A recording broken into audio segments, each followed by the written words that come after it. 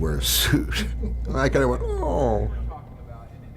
And because it was the Mandarin was originally the bad. There was going to be like 2 different bad guys, and I said, oh, okay, well, let's see, how it works out. And then the scripts were being worked on, and it came back. He says, oh, it looks like you wanted to wear a suit. Now you've got your suit. I said, oh, great.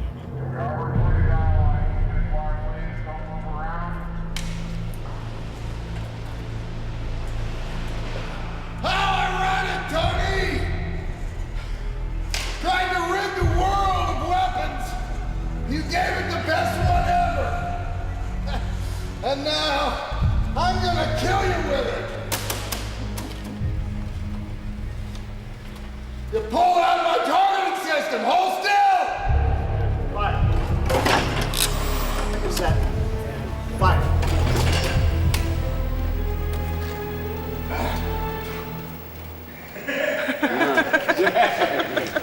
Good.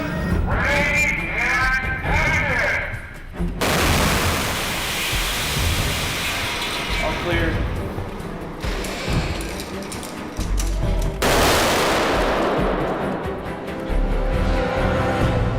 I think it was the most strange for Gwyneth, who, although she had worked on a green screen show, Sky Captain, she never really worked on an effects show.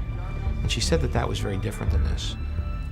Because in this film, she's looking at like a 10-foot tall robot that's being operated by puppeteers in front of her, and she's having explosions go off behind her, and windows being blown out, lights going crazy, and things melting down. And she was right in the heart of it, running through sets at full tilt, and with things blowing up behind her, and she'd never experienced anything like that before. I told her it was remains of the day 2 when we signed her.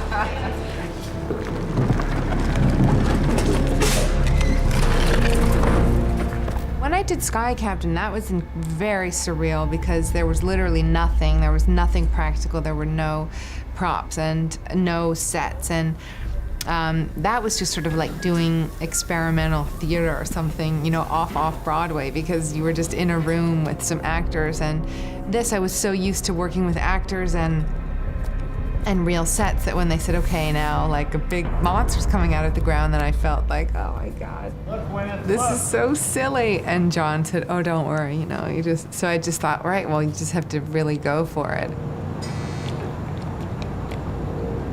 And cut. Very good. 1, 2, 3. 1, 2, 3. Bye-bye.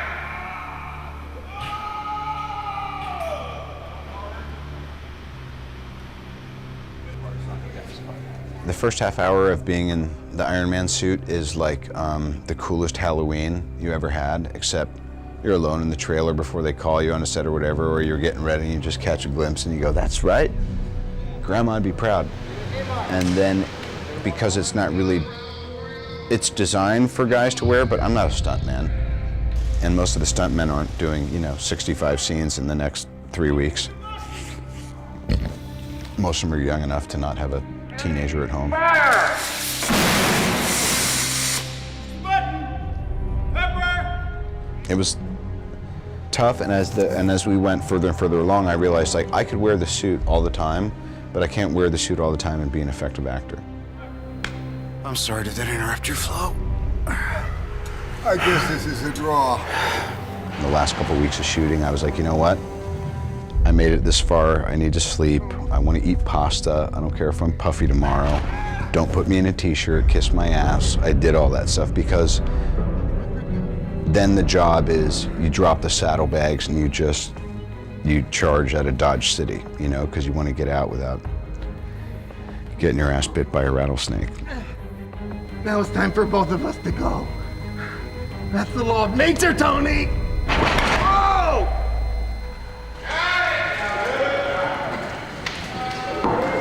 Ladies and gentlemen, on to Las Vegas. That is a wrap. Thank you, everybody. Here we are out in front of Caesar's Palace, the third movie I've done here. And we're exhausted. We're doing a death split, which means you start at midnight and go into the next day. We tried to turn around. Everybody stayed up as late as they could, gambling and partying last night, and tried to sleep all day. I, for one, was not able to sleep all day, and I have to act and direct today. So this could all go to hell in a handbasket on our last day of principal photography. But here we are. This is the big finish line. We always knew that if we got here, we'd be in good shape.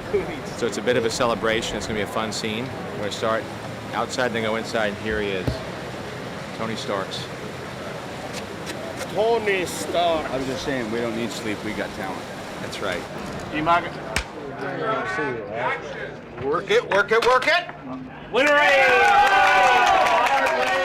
I'm just so proud of everybody and satisfied and the whole deal.